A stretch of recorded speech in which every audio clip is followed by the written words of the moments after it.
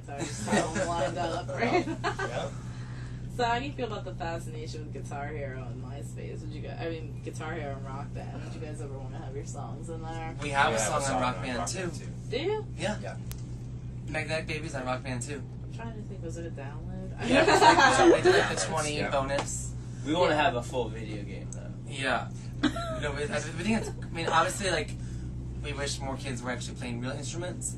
However, I think it's an amazing way for people to listen to music and to learn about new bands and to, or like the fact that there's 6-year-olds playing AC/DC. Mm-hmm. Yeah. And running It around would have singing never the happened. lyrics. It's to fucking awesome. what they're It would have doing. never happened. And so I think it's another great sign that people really are ready for rock and roll. Yeah. Because these 6-year-old kids love the AC/DC song they play in Rock Band just as much as they love Akon. Mm-hmm. So I think they'll love rock and roll even more when they get something that's new. So Oh yeah, I think it could urge them to pick up instruments too. They're like, oh, Totally. I'm hitting the buttons on this plastic guitar. How about I pick up a real one? Totally. So, I played our song on Rock Band with a 9-year-old, and I played the bass part, and he kicked the shit out of it. It's awful. No, we can't win. I can't wing it either. It's funny too. Most vocalists that I interview like to play the drums. Really, I've never they're even like tried. fascinated with the drums. It's the weirdest thing, and I'm like, is there like some kind of secret meeting? Yes. So, I guess, when did you first discover a love of music? We were kids. Yeah, we were all of us kids. started playing 6 music or when we were 7? kids, Yeah. Bill and Yeah. Ted's Adventure. Yeah. Bill and Ted's, yeah. Yeah. That was big for you. We're just Bill and Ted's is really important for his musical excitement, and The Little Mermaid was important for mine. Yeah. Yeah. That crustacean talking Yeah. signed That you crazy up. Caribbean crowd. Ariel's singing those fucking songs, flipping her hair. So true. That It's the was best very scene. important to me. Best scene. Very important to me. How about you? What was yours? Oh man. I don't Did even you know. want to be in there was some rap group you wanted to be in, and you're Oh, like, I want to be in Public Enemy. I wrote a letter to Public Enemy when I was a kid. Nice. Yeah. you thought if you wrote that letter in the band? Yeah, I thought they would let me in. Absolutely. I tried to tell them what a big fan I was. I had some skills that I could bring to the table. Hire me, Terminator X. I had a tape of Mama Said Knock You Out, and I somehow taped half of it so you couldn't record over one side of it, and I actually played bass along to it, and I used to listen to it was LL in one ear and me sounding like a bunch of farts holding hands on the other. That's what that sounded like. Yeah. Yeah. Obviously. So what are some challenges that you guys have faced? How have you overcome them? Oh God. This band should have quit at least 5 times. That's the answer to that question. Yeah, well, but luckily, whether we played a show to 20 people in Fargo or 2,000 in New York, everyone always fucking loved our show. So we didn't quit, and we just kept thinking if the right people see our fucking show, at some point this is gonna work. But we had a demo deal with a major label 2.5 years ago, and then we had that fell through, and then we almost had another deal with a different label, and that fell through, and then we had an indie deal that fucked up, and that fell through. Same old story. Yeah. Yeah. And then the original guitar player quit, thank God, because then we got a much better one. And you know what I mean? So there's so many different obstacles that we've had to. So who is releasing the album? I've heard, because I saw something about, there was, it was a list. It was, Perez's, imprint, It's and a then lot. Gaga's, There's a bunch of stuff going on, but basically it's Interscope. Okay. So yeah.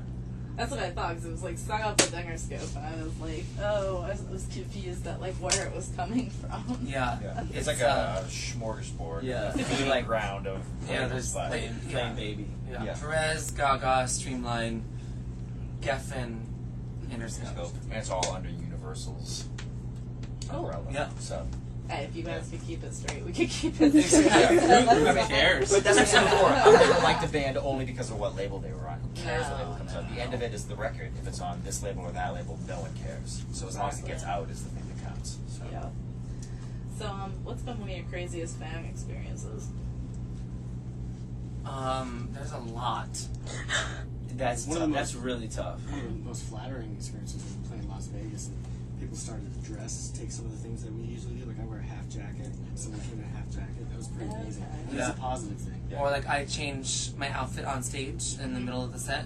Okay. And in same show in Vegas, there was like 10 kids that showed up that all brought an extra outfit with them to change when I changed. In the audience, took off all their clothes, changed their entire outfits. Awesome. I mean, that's fucking awesome. Yeah.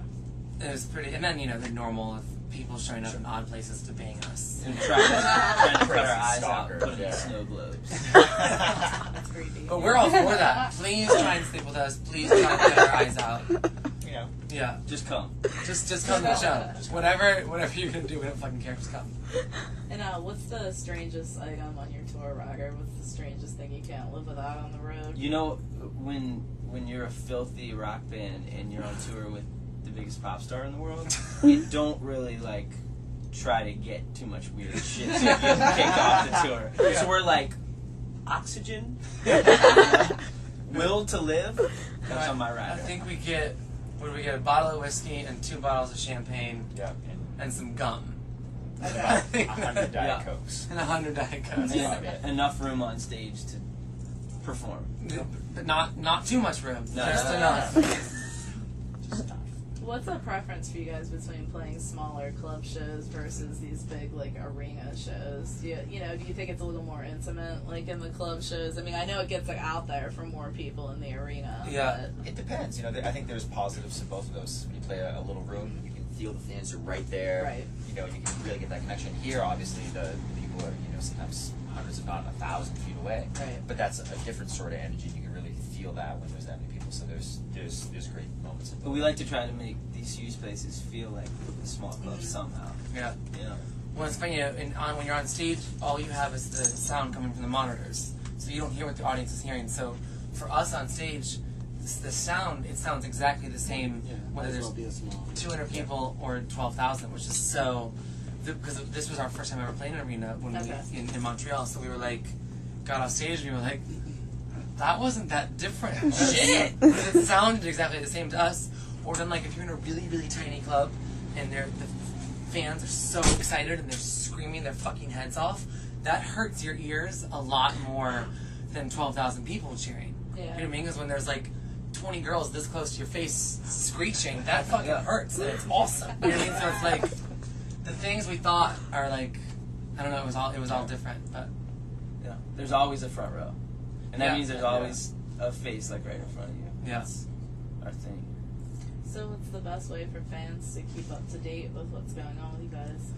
I update our Twitter, like, it's just twitter.com/preciousweapons. I update that, like, 20 times a day.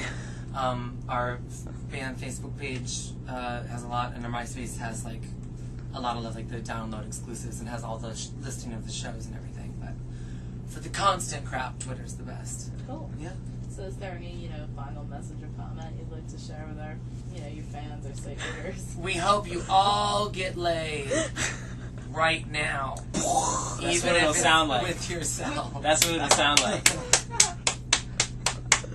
Do you have anything to add, Alexa? If you guys could open for anyone, I realize you're opening for Lady Gaga, which is big as hell. But, I mean, if there was anyone you could open for, who would it be? Lady Gaga. Lady Gaga.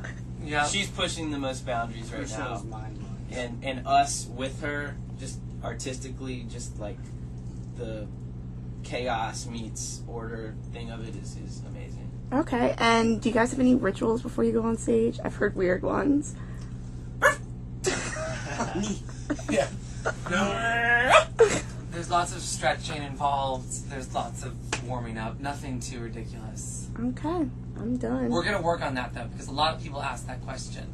I've So we're gonna heard start gross doing something ones. creepy. Like you can't wear clean underwear that day. I put and- deodorant all over my neck. You do that. There you go. That was new. That's a good one. Yeah. I have not heard that one yet. That's a good one. That's a good one. Yeah, just double D's. That's about it. That's it. Yeah. Okay. Not bad. Thank you guys.